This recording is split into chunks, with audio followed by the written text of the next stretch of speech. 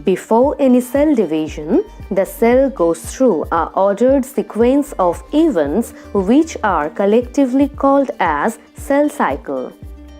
As we know, cell cycle has 4 prominent stages: G1 or gap 1 phase, S or synthesis phase, G2 or gap 2 phase, and M or mitosis phase.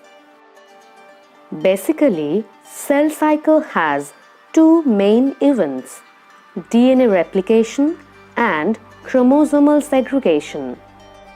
In the S phase or synthesis phase of the cell cycle, the DNA replication takes place. And in the mitosis phase or M phase, the chromosomal segregation occurs.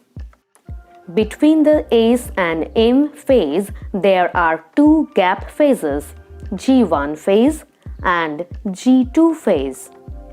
In the gap phases, the cell gets the scope to check whether it has the necessary materials and energy for proceeding to the next phase. There are checkpoints within the gap phases. The checkpoint between G1 and S phase checks the error and ensures that the DNA is undamaged before proceeding to the synthesis phase. The checkpoint within the G2 and M phase ensures that the DNA is replicated properly before entering the M phase. The cell cycle may be stopped if these 2 requirements are not successfully done. Prior to any cell division, all of its DNA must be replicated, which occurs in the synthesis phase or S phase. In the synthesis phase, 2 key events occurs.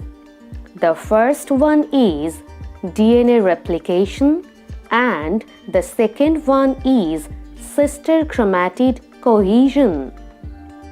Each DNA molecule gets duplicated by the cellular DNA replication machinery during the time of replication. Each DNA molecule which is newly formed is called a chromatid. And when